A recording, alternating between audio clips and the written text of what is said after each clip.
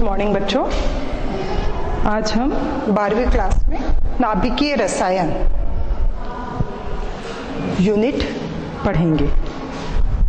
इस यूनिट के लिए 5 अंक निर्धारित हैं। छत्तीसगढ़ बोर्ड के द्वारा जो अंकों का आवंटन किया गया है उसमें नाभिकीय रसायन के लिए 5 अंक आवंटित है और इनमें से एक प्रश्न आएगा 2 अंक का और दूसरा प्रश्न आएगा 3 अंक का। इसके अलावा जो प्रतियोगी परीक्षाएं होती हैं आपकी पीईटी, पीएमटी, पीएटी, ये सब के लिए एक अंक के वस्तुनिष्ठ प्रश्न, ऑब्जेक्टिव प्रश्न आते हैं। तो सबसे पहले मैं आपको ये बताऊं कि नाभिकीय रसायन क्या है। नाभिकीय रसायन रसायन विज्ञान की वह शाखा है जिसके अंतर्गत हम नाभिक और उसमें होने वाले परिवर्तनों का अध्ययन करते हैं। नाभिकीय रसायन हो गया। नाभिकीय रसायन के बाद नाभिकीय अभिक्रियाएं।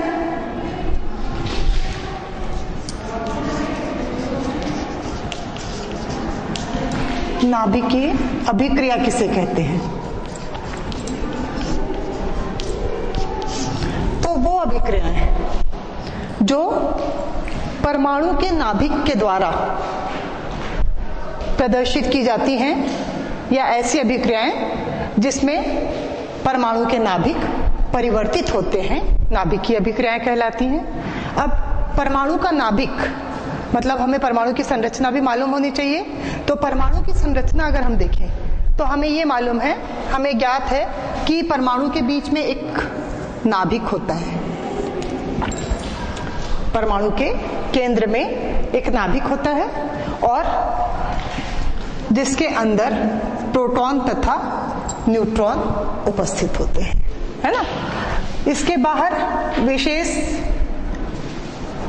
कक्ष में इलेक्ट्रॉन चक्कर लगाते हैं।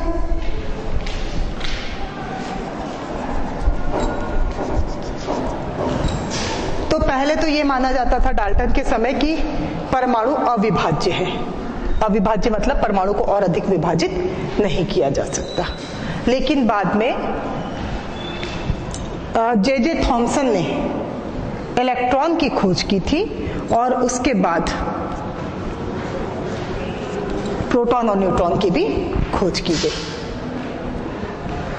तो हम परमाणु की अगर रचना देखें तो हमें मालूम है कि बीच में एक केंद्र होता है जिसको नाभिक कहा जाता है। इसको हम क्या बोलते हैं? नाभिक। और नाभिक के अंदर कौन से कण हैं? प्रोटॉन और न्यूट्रॉन है। नाभिक के चारों ओर कौन चक्कर लगा रहा है? इलेक्ट्रॉन। तो जो ये प्रोटॉन और न्यूट्रॉन है यही नाभिकीय अभिक्रियाओं के लिए उत्तरदायी होते हैं या इनमें ही होने वाले जो परिवर्तन होते हैं वो परिवर्तन क्या कहलाते हैं? नाभिकीय परिवर्तन होते हैं, है ना। तो अभिक्रिया में भी एक अभिक्रिया हो गई नाभिकीय अभिक्रिया। नाभिकीय अभिक्रिया के अंतर्गत हम ये देखते हैं कि नाभिक के द्वारा, नाभिक के प्रोटॉन और न्यूट्रॉन के द्वारा जो अभिक्रियाएं प्रदर्शित की जाती हैं। जैसे कौन सी अभिक्रियाएं हैं जो नाभिक के द्वारा प्रदर्शित होती हैं? एक होता है नाभिकीय संलयन और दूसरा होता है नाभिकीय विखंडन।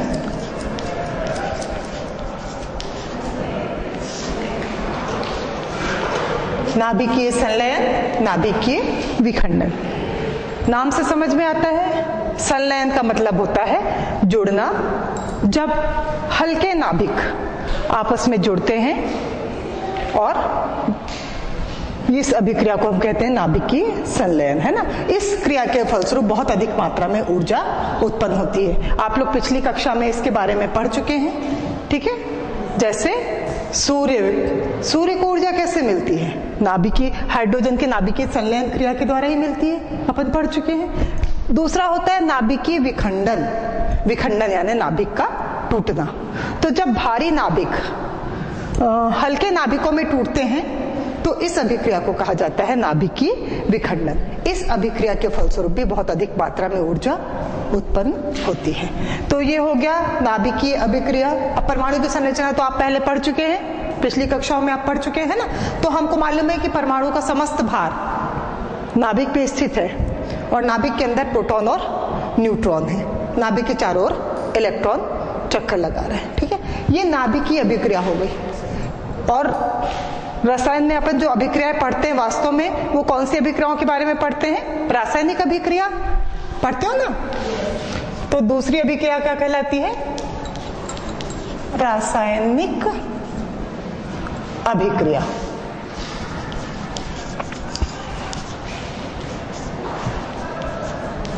रासायनिक अभिक्रिया वे अभिक्रियाएं जो नाभिक के द्वारा उत्तरदायी नहीं है, वे अभिक्रियाएं जो इलेक्ट्रॉन संयोजी कोश के इलेक्ट्रॉनों के द्वारा प्रदर्शित होती हैं। रासायनिक अभिक्रिया किसको बोल रहे हैं हम? ऐसी अभिक्रियाएं जो संयोजी कोश यानी संयोजकता कोश के इलेक्ट्रॉन द्वारा संचालित होती हैं, है ना। अब अपन उदाहरण देख लेते हैं। जैसे आप लोग पहले पढ़ चुके हैं किसी भी तत्व से यौगिक का बनना या परमाणु से मिलकर अणु का बनना। तो एक ही तत्व हो या अलग अलग तत्व मिलकर यौगिक बनाए, दोनों में क्या होगा? परमाणु के इलेक्ट्रॉन्स जो है वो क्रिया करते हैं। जैसे उदाहरण देखते हैं हम, हाइड्रोजन के पास केवल एक इलेक्ट्रॉन होता है बाहरी कक्ष में, है ना। और क्लोरीन के पास बाहरी कक्ष में कितने इलेक्ट्रॉन होते हैं? 7। कैसे? 2, 8 और 7। इसके पास कितने इलेक्ट्रॉन है? टोटल 17। इसके पास एक ही इलेक्ट्रॉन है, ये एक। इनको अपना अष्टक पूर्ण करना है तो क्या होगा? इन दोनों के बीच में साझेदारी हो जाएगी और ये अपना एक इलेक्ट्रॉन इसके साथ साझा कर लेगा। या फिर दूसरी अभिक्रिया पद और ले लें, सोडियम, इसकी भी क्लोरीन से ही क्रिया करा देते हैं। सोडियम के बाहरी कक्ष में भी एक इलेक्ट्रॉन है और क्लोरीन के पास 7 इलेक्ट्रॉन है। तो ये अपना एक इलेक्ट्रॉन इसको दे देता है, ये इससे एक इलेक्ट्रॉन ग्रहण कर लेता है, ठीक है। और इस तरीके से सोडियम के द्वारा इलेक्ट्रॉन दिए जाने और क्लोरीन को उसको ग्रहण करने के कारण रासायनिक अभिक्रिया होगी और क्या बनेगा? कौन सा पदार्थ बनता है? सोडियम क्लोराइड, NaCl बना। ये तो एक एक परमाणु वाली अभिक्रिया हो गई जिससे अणु बन रहा है। हम देख रहे हैं दूसरे प्रकार की अभिक्रिया जिसमें एक ही प्रकार के 2 परमाणु क्रिया में भाग ले सकते हैं। जैसे हाइड्रोजन और ऑक्सीजन के पास 8 इलेक्ट्रॉन है यानी 2 और 6। बाहरी कक्ष में कितने इलेक्ट्रॉन हो गए? 6 इलेक्ट्रॉन। इसको अपना अष्टक पूर्ण करने के लिए कितने इलेक्ट्रॉनों की आवश्यकता है? 2, है ना। 2 इलेक्ट्रॉन की आवश्यकता है तो 2 इलेक्ट्रॉन इसको कौन देता है? हाइड्रोजन के पास तो केवल एक ही इलेक्ट्रॉन है। क्या होगा फिर? 2 हाइड्रोजन अपने इलेक्ट्रॉन दे देंगे और इस तरीके से कौन सा पदार्थ बनेगा? पानी। यहाँ पे बना NaCl और यहाँ पे बना HCl। तो ये अभिक्रियाएं किसके द्वारा प्रदर्शित हो रही हैं? संयोजी कोश के इलेक्ट्रॉनों के द्वारा। इसीलिए इस प्रकार की अभिक्रिया को हम क्या नाम देते हैं? रासायनिक अभिक्रिया। ठीक, तो दोनों प्रकार की अभिक्रिया आपको समझ में आ गई। रासायनिक अभिक्रिया जो ये परमाणु में उपस्थित सबसे बाहरी कोश के इलेक्ट्रॉनों के द्वारा नियंत्रित होती है या उसके द्वारा की जाती है। नाभिकीय अभिक्रिया परमाणु का ये जो नाभिक है, नाभिक के द्वारा प्रदर्शित होने वाली अभिक्रिया है। तो नाभिकीय अभिक्रिया के बारे में ही अपने को पढ़ना है नाभिकीय रसायन के अंतर्गत, है ना। तो नाभिकीय अभिक्रियाओं के बारे में मैं आगे बताऊं।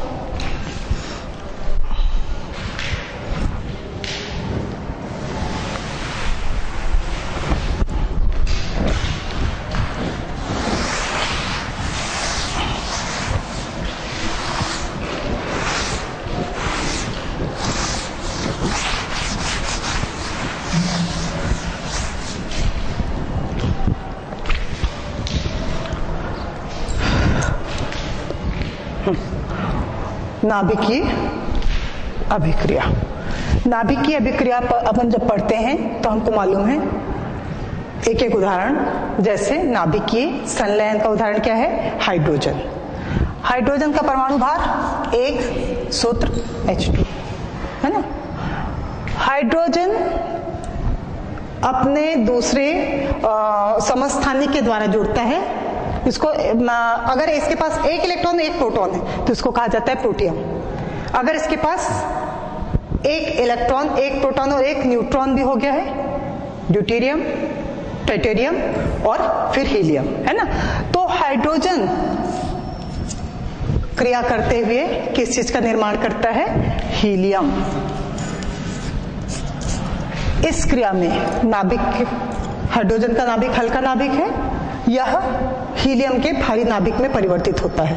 संलयन हो रहा है ना, जोड़ रहे हैं। नाभिकीय संलयन की क्रिया हो रही है, नाभिक के जोड़ने की भी क्रिया हो रही है। इस कारण इस क्रिया के फलस्वरूप बहुत अधिक मात्रा में ऊर्जा उत्पन्न होगी और यही सूर्य में ऊर्जा का कारण है।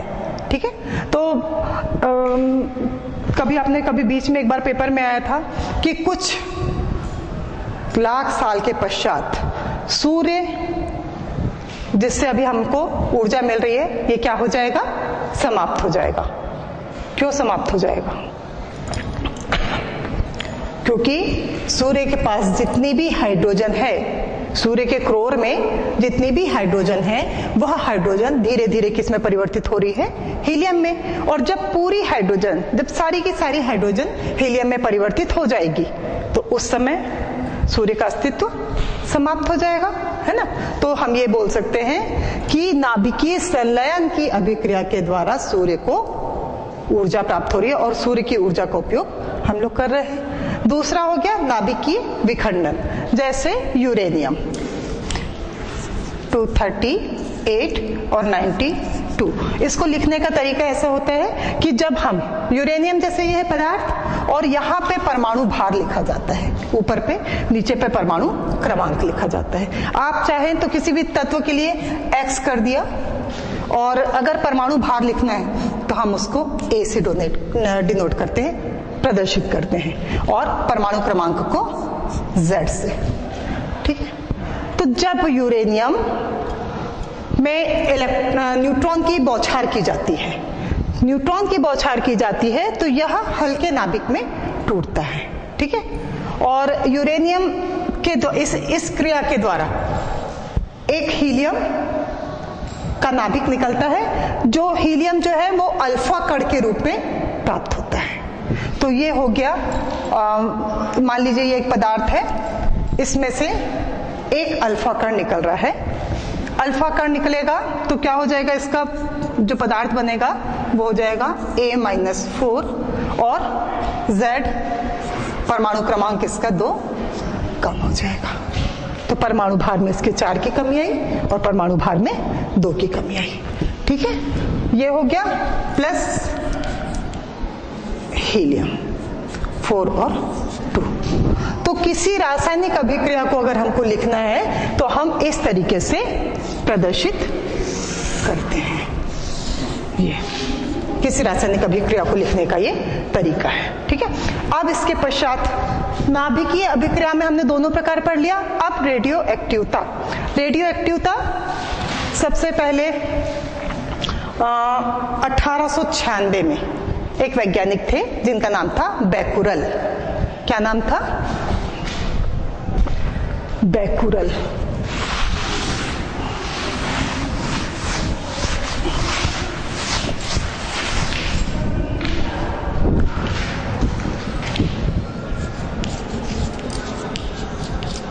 रेडियो एक्टिवता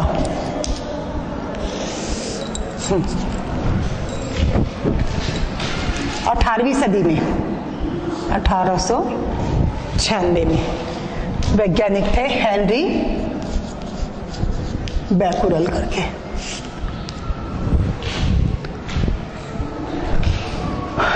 फ्रांस के रहने वाले थे। उन्होंने एक पदार्थ लिया था, पोटेशियम यूरेनिल सल्फेट। कौन सा पदार्थ लिया? Potassium uranyl sulphate.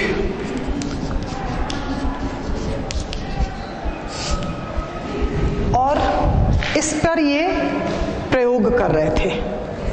तो सूर्य के प्रकाश की उपस्थिति में प्रयोग कर रहे थे। एक दिन बादल आ गए, है ना। जब बादल आ गए तो उन्होंने वो प्रयोग नहीं किया और उस पदार्थ को कहाँ रख दिया? उस पदार्थ को उन्होंने अब टेबल के ड्रॉअर में रख दिया। उस ड्रॉअर में कुछ फोटोग्राफिक प्लेट भी रखी हुई थी। तो कुछ समय के पश्चात उन्होंने क्या देखा कि ये जो पोटेशियम यूरेनिल सल्फेट है, इसके द्वारा वो जो फोटोग्राफिक प्लेट थी वो खराब हो गई है। मतलब इससे कुछ किरणें निकली होंगी जो क्या कर रही हैं? उस फोटोग्राफिक प्लेट को प्रभावित कर रही हैं, है ना। तो इस पदार्थ के द्वारा कुछ विशेष प्रकार की किरणें निकली जो फोटोग्राफिक प्लेट को प्रभावित करती हैं और यही किरणें गैसों को आयनित करने का भी काम करती हैं। किसने बताया ये? हेनरी बेकुरेल ने। कब बताया? जब वो इस पदार्थ के ऊपर सूर्य के प्रकाश की उपस्थिति में प्रयोग कर रहे थे, है ना। और जब एक दिन प्रकाश नहीं था तो उन्होंने उसको रख दिया था ड्रॉअर में। तो क्या पता चल रहा है कि ये जो पदार्थ है, इसमें जो ये यूरेनियम नामक पदार्थ होता है, ये यूरेनियम नामक पदार्थ से कुछ विशेष प्रकार की किरणें निकलती हैं जो क्या कर रही हैं? फोटोग्राफिक प्लेट को प्रभावित कर रही हैं। इसी के बारे में आगे मैडम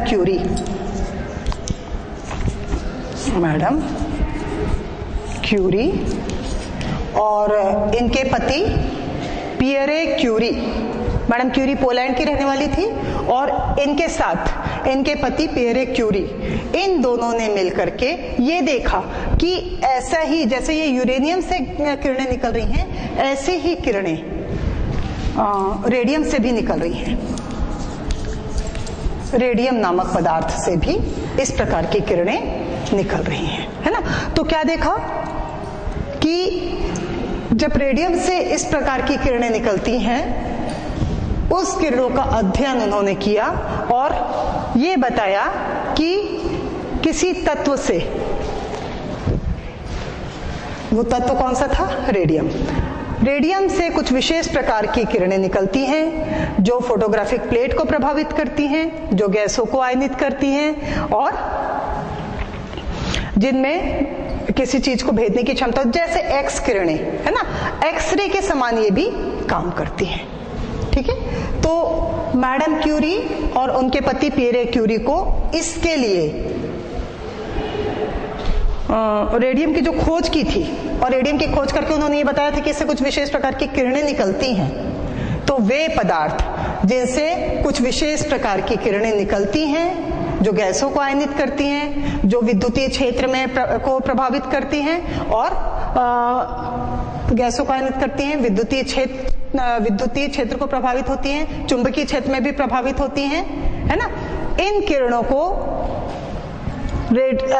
निकलने वाली किरणों को, चूंकि ये रेडियम के द्वारा प्राप्त हुई थी, तो इसको कहा गया, इस तरीके के पदार्थ को कहा गया रेडियो एक्टिव पदार्थ।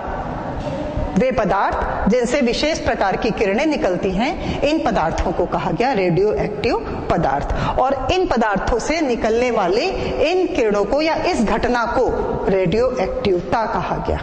ठीक है। तो रेडियो एक्टिवता, वास्तव में रेडियो एक्टिवता क्या है?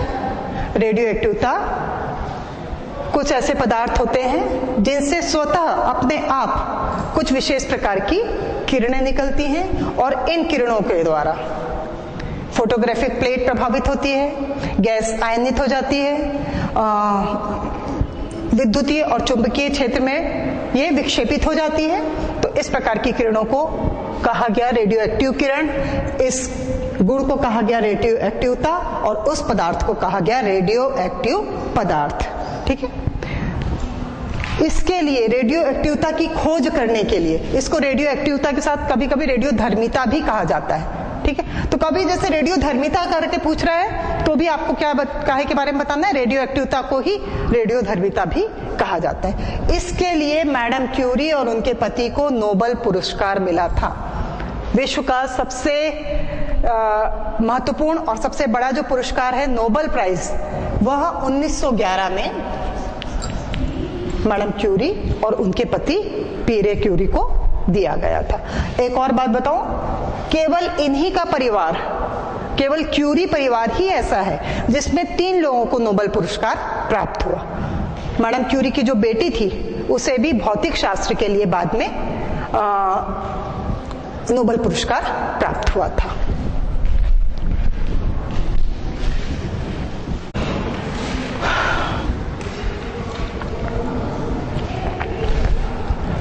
तो रेडियो एक्टिविटी के बारे में अपन पढ़ रहे थे।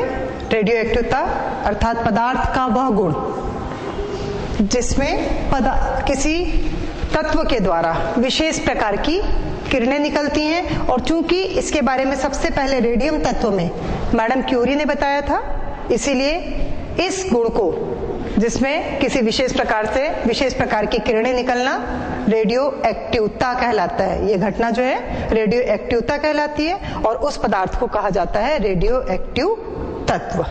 ठीक है, अब तक लगभग 40 रेडियो एक्टिव तत्वों की खोज हो चुकी है ना। 40 रेडियो एक्टिव तत्वों की खोज की जा चुकी है। तो जो पदार्थ होते हैं, रेडियो एक्टिव तत्व होते हैं, उनसे स्वतः किरणें निकलती रहती हैं, है ना। तो इन किरणों के बारे में फिर अध्ययन किया होगा। उसके पहले एक बार इसकी यूनिट बता देती हूँ, इकाई, रेडियो एक्टिविटी की इकाई। चूंकि मैडम क्यूरी ने इसके बारे में सबसे पहले देखा था और बैकुरल ने बताया था, है ना। रेडियो एक्टिविटी नाम मैडम क्यूरी ने सबसे पहले दिया, इसके बारे में खोज किया था बैकुरल ने।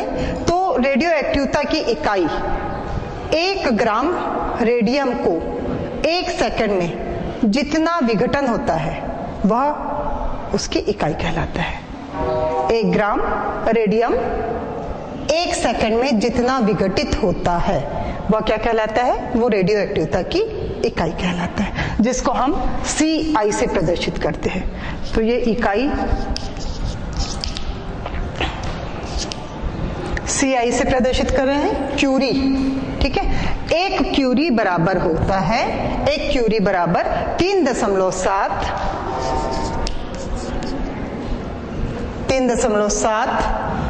गुणित 10 की घात 8, 3.7 गुणित 10 की घात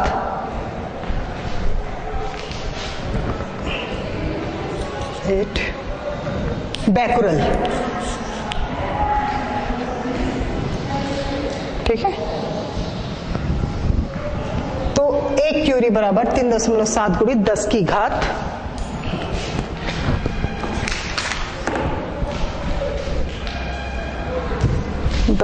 10 है, 10 की घात 10। 1 क्यूरी बराबर 3.7 गुणित 10 की घात 10 बैकुरल। ठीक है, तो ये हो गई रेडियो एक्टिविटी की इकाई यानी 1 ग्राम रेडियम लिया, वो 1 सेकंड में उससे जितनी किरणें निकल रही हैं वो क्या कहला रहा है? विघटन हो रहा है उसका, वो उसकी इकाई कहला रही है ना। और इसको काहे में नापते हैं? AMU यानी एटॉमिक मास यूनिट। तो ये हो गया रेडियो एक्टिविटी और उसकी इकाई। अब इसके बारे में अधिक जानकारी कि रेडियो एक्टिव तत्व से कौन कौन सी विकिरण उत्सर्जित हो रहा है, उसके बारे में रदरफोर्ड ने देखा था, उन्होंने अध्ययन किया था। तो रदरफोर्ड ने क्या किया था? रदरफोर्ड ने एक लेड का बॉक्स लिया,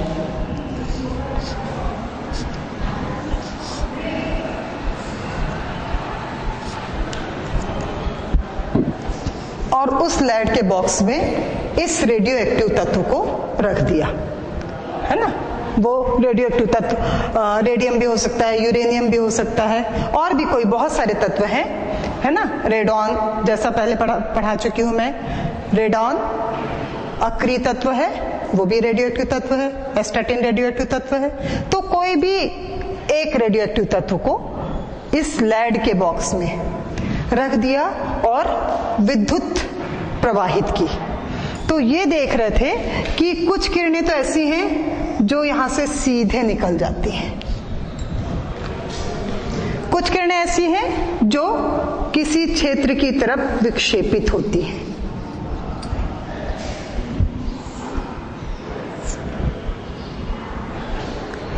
कुछ किरणें और ऐसी हैं, दोनों बराबर हो गए क्या?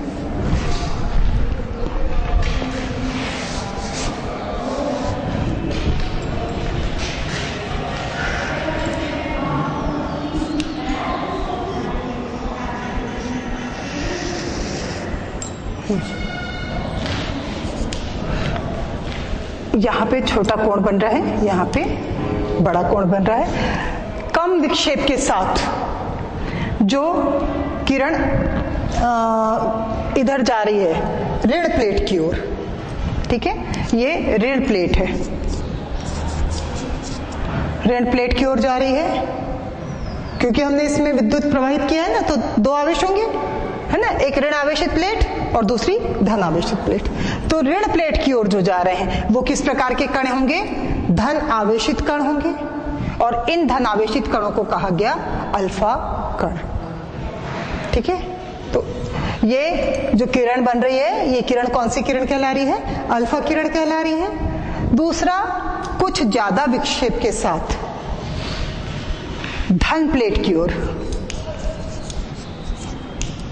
धन प्लेट की ओर विक्षेपित हो रहा है, इसका एंगल बड़ा है, इसका कोण बड़ा है, इस किरण को कहा जाता है बीटा किरण। और तीसरा, जो दोनों विद्युतीय क्षेत्र की ओर विक्षेपित ना होकर के सीधे चले जाती है, इस किरण को कहा जाता है गामा किरण। तो रदरफोर्ड ने क्या किया? लेड का बॉक्स लिया, उसमें रेडियोएक्टिव तत्व को रख दिया और विद्युत प्रवाहित की।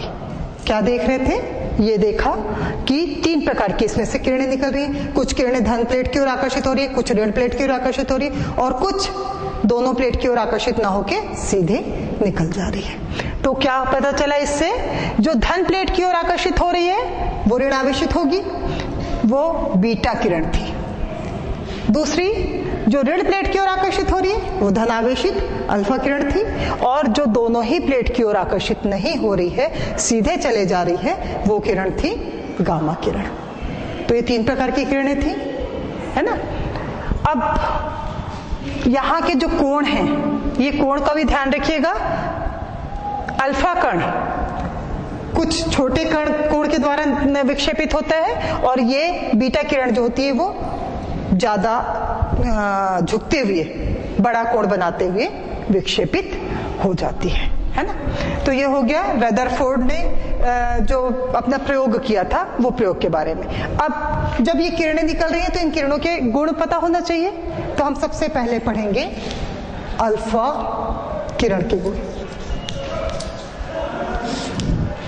पहले कौन से पदार्थ के गुण पढ़ेंगे? अल्फा किरण या अल्फा विकिरण भी बोल सकते हो, अल्फा विकिरण के गुण पढ़ेंगे, ठीक है।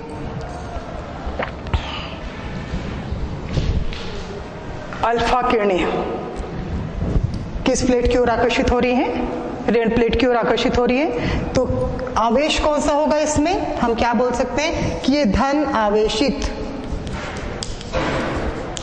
कणों से मिलकर बनी हुई होगी। अल्फा किरणें जो हैं वो धन आवेशित कणों से मिलकर के बनी होगी। जब इस एक अल्फा कण का भार देखा तो ये देखा कि वो हीलियम के भार के बराबर है। हीलियम का भार कितना है? हीलियम का भार बोलो 4 AMU, है ना।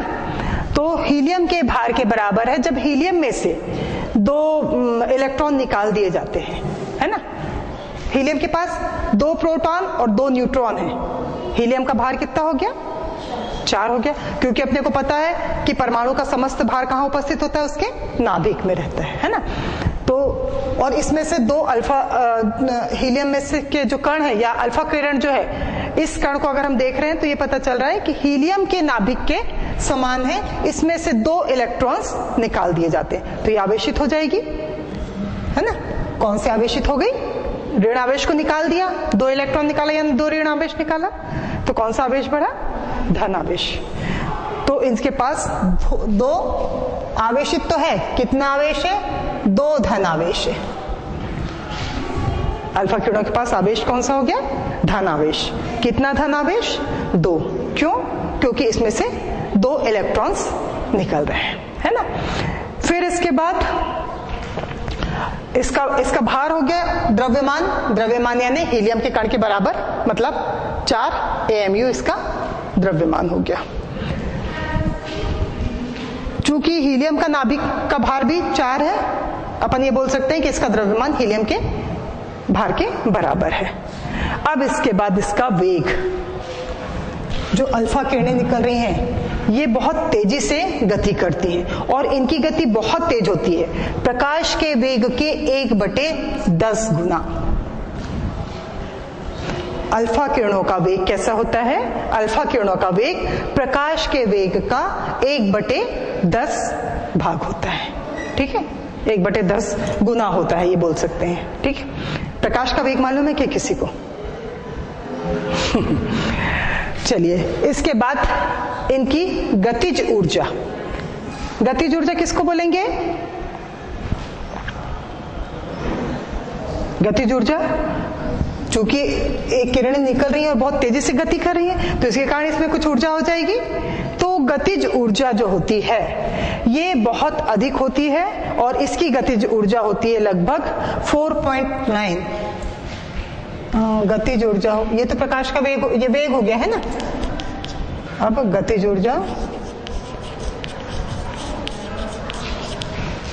4.9 मेगा इलेक्ट्रॉन वोल्ट, ये इसकी गतिज ऊर्जा होती है। अर्थात एक कण भारी है, भारी है तो गतिज ऊर्जा भी बहुत अधिक होगी। गतिज ऊर्जा के बाद हम इसके बारे में पढ़ेंगे, इसकी भेदन क्षमता।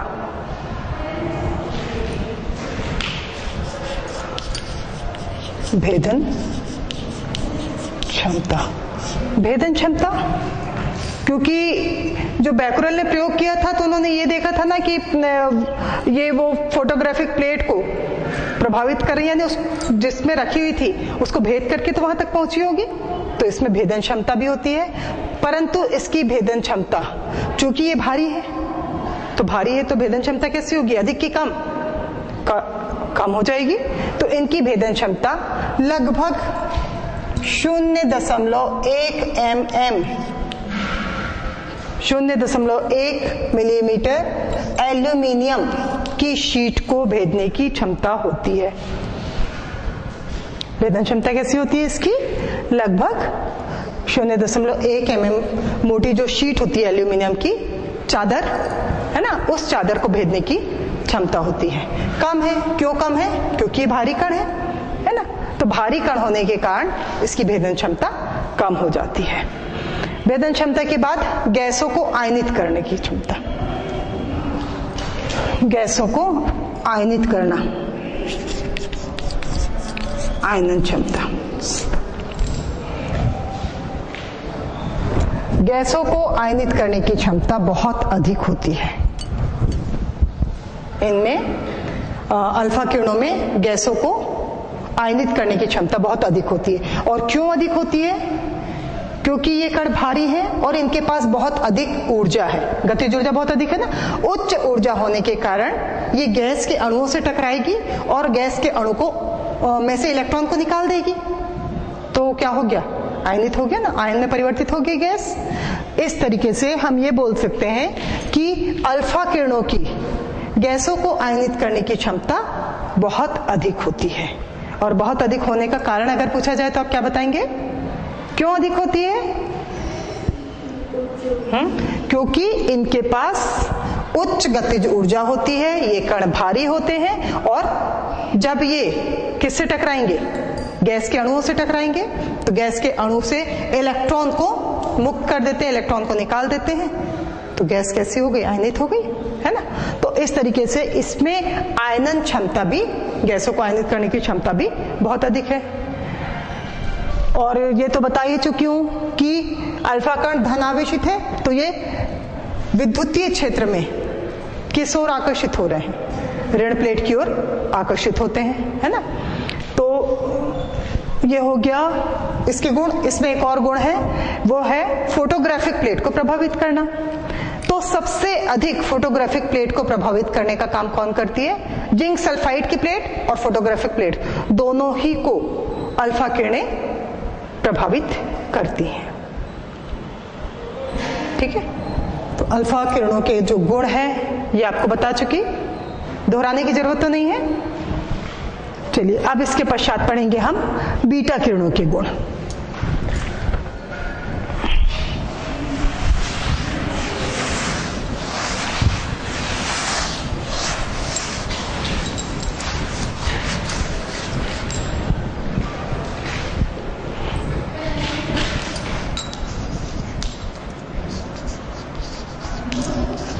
बीटा किरण या बीटा विकिरण, है ना।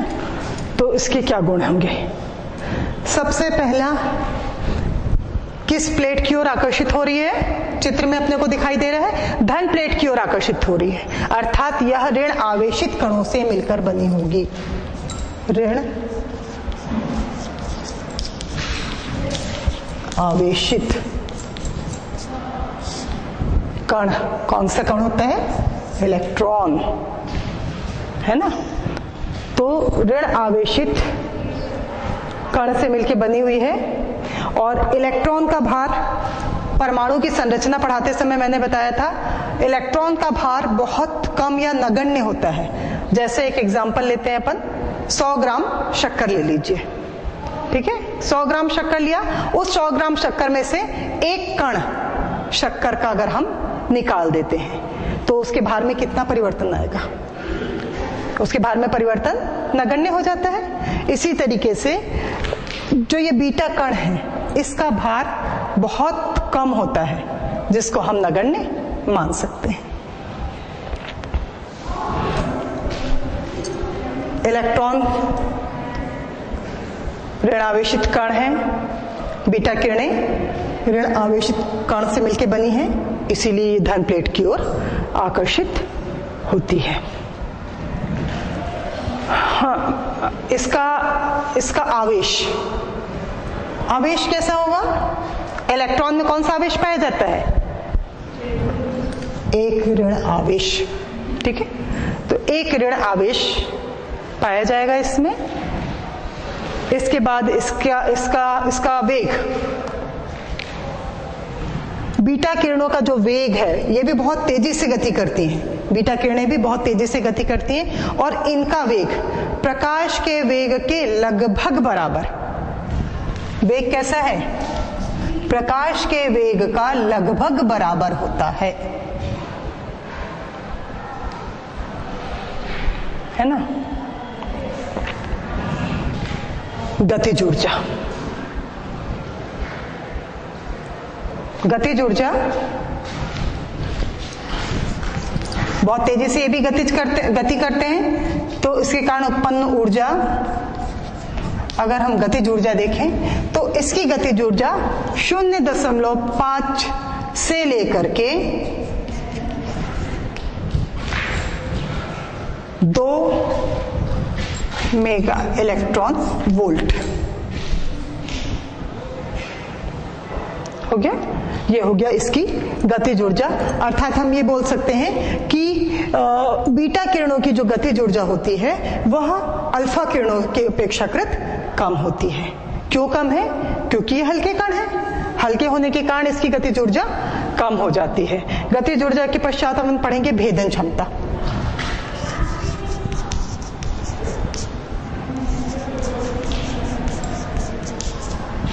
भेदन क्षमता, जो बीटा कण होते हैं, बीटा कणों की भेदन क्षमता अल्फा किरणों की भेदन क्षमता की तुलना में 10 गुना अधिक होती है। हल्का होने के कारण अधिक भेदने की क्षमता अधिक हो जाएगी, है ना। और अधिक होती है तो ये 1 mm एल्यूमिनियम की मोटी शीट को भेद सकते हैं। भेदन क्षमता लगभग 1 mm एल्यूमिनियम की जो चादर होती है उस चादर को भेदने की क्षमता इसमें होती है। गैसों को आयनित करने की क्षमता, गैसों को चूंकि हल्की किरणें हैं अतः गैसों को आयनन करने की क्षमता कम हो जाएगी। तो गैस को आयनित तो कर रही हैं लेकिन अल्फा किरणों की तुलना में कम, है ना। तो ये गैसों का आयनित करने की क्षमता है। इसके पश्चात चुंबकीय और विद्युतीय क्षेत्र में विक्षेप, तो ये शुरू में ही मैं आपको बता चुकी हूँ, धन प्लेट की ओर आकर्षित हो रही है ना। इसके बाद फोटोग्राफिक प्लेट को प्रभावित करने की क्षमता। ये फोटोग्राफिक प्लेट को प्रभावित तो करती हैं लेकिन अल्फा किरणों की तुलना में कम। फोटोग्राफिक प्लेट को प्रभावित कर रही हैं लेकिन अल्फा किरणों की तुलना में कम प्रभावित करती हैं। तो ये हो गए बीटा किरणों के गुण, ठीक है।